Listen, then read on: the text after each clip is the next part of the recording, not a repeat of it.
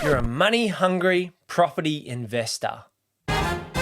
No, I'm actually an hoodie-wearing, summer-loving, super nice guy. All right. Let's take a quick breather from the scorching property market and talk about something that's cool for this summer. And that is the beach hoodie. Now, picture this. You've just finished work for the day, the suns are blazing, and you're kicking back on the balcony. But the aircon is not quite cutting it. Enter the summer hoodie, which is an outfit and a towel all in one. Our family loves swimming in the pool or going to the beach, and the summer hoodie is perfect for all those occasions. And although we love the beach, when we bring the kids, we end up bringing half the house with us for the ride. But the beach hoodie means that we have our clothes and towel all sorted in one. Now, if you're looking to pick up a beach hoodie, then head over to the hoodie and use the code LukeWiles35 for $35 off your next order.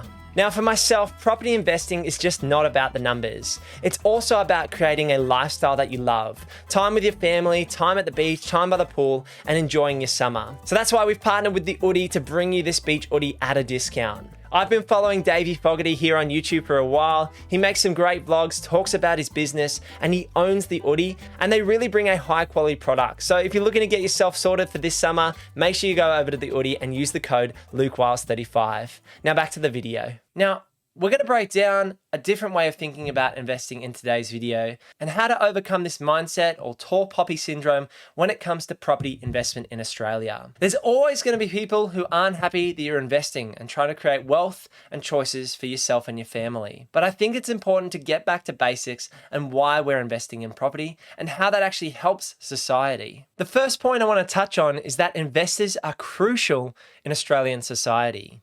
Mum and dad investors make up over 90% of investors in the property market here in Australia. Without mum and dad investors, we wouldn't have rental properties available because the government doesn't make enough housing commission or government property to rent out to the amount of demand and amount of renters we have here in the Australian market. Somebody's got to do it. Somebody's got to rent out these properties, look after them, take on the risks of owning these homes, having issues with the roof or the gutters or the plumbing or the bathroom or the kitchens. Somebody's got to do it. And in this case, landlords or mum and dad investors wear the bulk of that risk. Now, for that risk, they need to be potentially rewarded.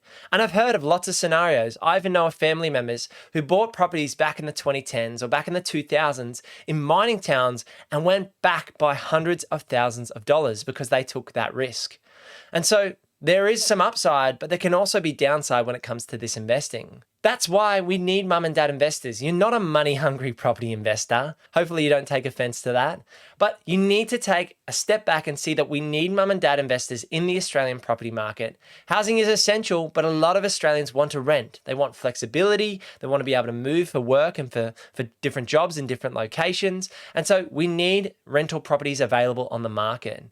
There's a whole nother can of worms if we want to talk about short-term accommodation and how Airbnb is squeezing the long-term rental market. That's a different situation. But all in all, we need mum and dad property investors. One, they're taking on the risk. And two, they're taking on that risk given that they're creating rental supply for Australians. One of the reasons people might say that there's money-hungry property investors out there and taking advantage of the market is that they're flashy. They might not care about others and actually not look after them. I take the mindset that you should be a steward. You're not a landlord, you're a steward when it comes to property investing. We're only on this earth for a short period of time, and owning this investment property and creating a roof for a renter is great, but you need to look after that person within reason. That means doing the basic repairs and maintenance when it's required. And in my opinion, you should also be rather frugal. I don't want to be seen as someone driving a Ferrari. I don't think you'll ever see me owning a Ferrari or a car that's over $100,000. I don't think that's necessary. Yes, you might need a 7-seater or a big car for family. That's a different story. That's amenity. That's providing for your family, but you don't need to be flashy. When Emily and I were building our property portfolio, a lot of people in my workplace, in the accounting firms, in the commercial investing, and even when we started the buyer's agency, we still had a $5,000 car. I clearly remember rocking up to an auction in Burleigh Heads for a $2.3 million unit block that Emily and I were bidding at, and the selling agent being in disbelief that we hopped out of a dinged little Holden Barina 2011 model And that was only a few years ago. And even now when we've bought cars, we've bought reasonable cars. I've got a Jimny, which is about a $35,000 car. And Emily's got an Outlander, which is our family car, which is about $50,000. So one of the things that when it comes to this mindset of money-hungry investors, I think it also comes down to your heart and what you're doing with this property investing journey. Are you looking to steward your way and create a better life for your family and those around you? Or are you actually chasing the bag and looking for this big payout and driving the fancy cars and upgrading your home too far that it doesn't make sense? There's certainly a balance when it comes to that consumer spending and looking to invest your money for the future. Now, Emily and I are doing a major project at this point in time, spending around $500,000 to $600,000 on our family home. And the property will be worth between $2 to $2.3 million once the project's done. But again, that's about creating a space for a family where we want to live, in the school zone we want to live, close to the city, close to our offices here for our buyer's agency and Purpose Property. And I personally think that's okay. It's about understanding what's conscious spending and when you're overspending as well. Waiting for a certain dollar amount in your bank account is not going to set you free. You're still going to wake up like the person next to you. You're still going to have your own struggles, need to worry about your health, your fitness, your relationships. Having more money is great to give you choices, to give you more control of your time. And that's the whole reason Emily and I started our property investing journey. It was about creating choices. It wasn't about buying stuff. Yes, we want to have a car that runs and is reasonable, and we want to market our business, and we want to have a family home with enough bedrooms for the kids and that we want to entertain with. But on the flip side, we want to manage our money well. We want to be frugal. We want to optimize, and we want to be good stewards. And that comes back to my faith as a Christian. That's where my heart's at. I believe in Jesus, I believe in helping others, and I believe in giving money away. That's why our business here at Purpose Property gives away 10% of our revenue to different charities. And in the future, I really want to help some homelessness initiatives build dwellings. I want to raise enough money or make enough money to build more dwellings, more beds for people to sleep in so they're not sleeping on the street. For me, it comes back to your mindset. Where is your heart at in this property investing journey? Sure, there are always going to be guys out there who love the flashy cars, who love being showboaty, and that's part of their marketing and their brand. But that's not going to be the Purpose Property brand. That's not going to be me.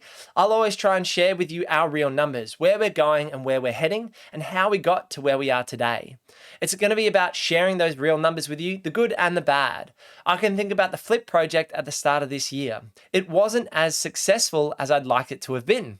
We were targeting a $50K profit and we only made about $15K after all costs. But I share those numbers on the YouTube channel to show you this is a realistic journey, and it's about taking those incremental steps to improving yourself and improving your property portfolio over time. My faith and relationships have given me more than money ever could.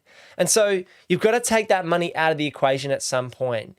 I was just as happy driving a 2011 Holden Barina, living in a small apartment with Emily, as we are now doing our Raise and Build project. But we're working on this property investing journey together to create more choices, to allow Emily not to have to go to work every day of the week. I want to run this business and grow the team. We're currently adding another staff member into the new year, which is really exciting. So we're going to have 6 staff on board here at Purpose Property.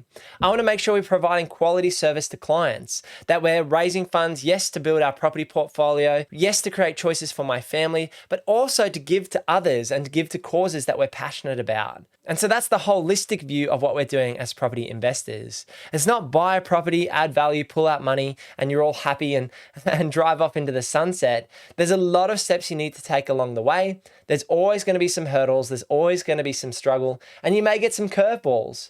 I know the alopecia areata was a curveball for me this year, and there's nothing you can do about that, but press on. But in your investing journey, you're going to have the same. You're going to have those speed bumps you need to get over. And it's important that you don't focus just on the money and leave everything to the wayside. You've got to have a balance in your life. It can't just all be about property investing. You do need to have the holidays. You do need to do work that you enjoy and that you love, or at least like in some capacity. Find that balance in your journey. This video is very different to what I would usually make. I just thought it was important to share with you today that you're not going to be a money-hungry property investor, even though some people might see it from the outside. I've said this to other people in the past. You can't control other people's perception of you. You can only know your heart and where you're spending your money and where you're spending your time and what you're investing in. So some people may still see me as a money-hungry property investor because Emily and I have been able to build over a $5 million property portfolio. But the way I see it is we're providing accommodation for people who want to rent a place. We're looking after these spaces and we're getting a return for that risk. And then the thing bigger than that is to give Emily and I choices, to run this business, to have holidays, to give Emily time off work with our children, and to give me more time and flexibility to take the kids to school, to run their soccer practices in 3 to 5 or 10 years time, or next year. You know, how fast can I get Asa into soccer practice? So I hope you've enjoyed this video and this breakdown of my thoughts around being a property investor. I'd love to hear your thoughts down in the comments below. I think in Australia, we struggle with people who are trying to get ahead and improve their life. But I know this is slowly changing as people get educated, they watch more YouTube videos, and they understand the heart about why people are investing in property. Thanks for sticking around. Drop a like on this video, subscribe to the channel, and I'll see you in the next one. Peace.